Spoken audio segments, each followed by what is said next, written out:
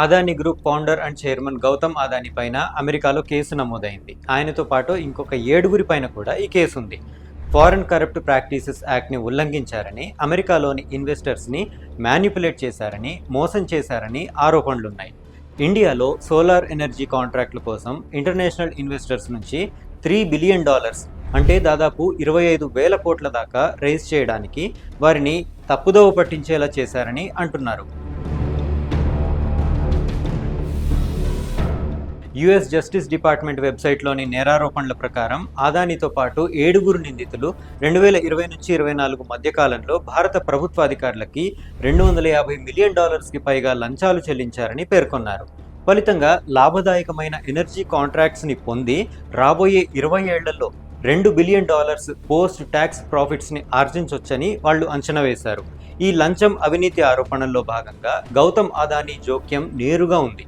ఈ లంచం కోసం ఆయన ఇండియన్ అఫీషియల్స్తో పర్సనల్ మీటింగ్స్ కూడా నిర్వహించినట్టు రిపోర్ట్లో ఉంది.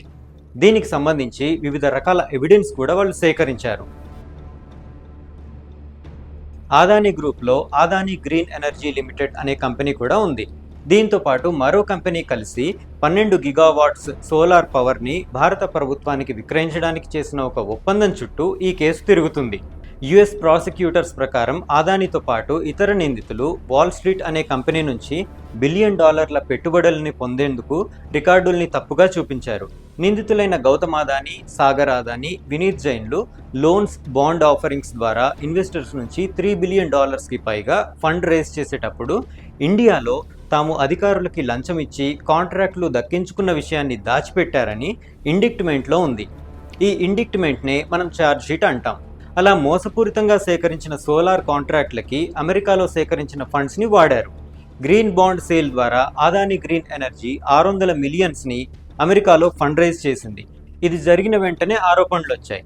పైగా తమ కంపెనీ యాంటీ కరప్షన్ పాలసీస్ని, ఫినాన్షియల్ స్టేట్మెంట్స్ని కూడా ఫారెన్ ఇన్వెస్టర్స్ దగ్గర తప్పుగా క్లెయిమ్ చేసుకున్నట్లుగా ఇండిక్ట్మెంట్లో ఉంది. ఈ కేసులో ఆంధ్రప్రదేశ్, ఒడిశాతో పాటు మరికొంతమంది ఉన్నతాధికారుల ప్రమేయం కూడా ఉందని US securities and exchange commission వెల్లడించింది. ఈ మొత్తం వ్యవహారం మీద మరింత ఇన్వెస్టిగేషన్ చేస్తుంది. ఈ తాజా డెవలప్మెంట్స్పై అదానీ గ్రీన్ కూడా స్పందించింది. US department of justice, securities and exchange commission తమ బోర్డు మెంబర్స్కి వ్యతిరేకంగా చేసిన క్రిమినల్ నేరారోపణల కారణంగా తాము యుఎస్డి డినామినేషన్ బాండ్ ఆఫరింగ్స్ని వెనక్కి తీసుకుంటున్నట్లుగా ప్రకటించింది.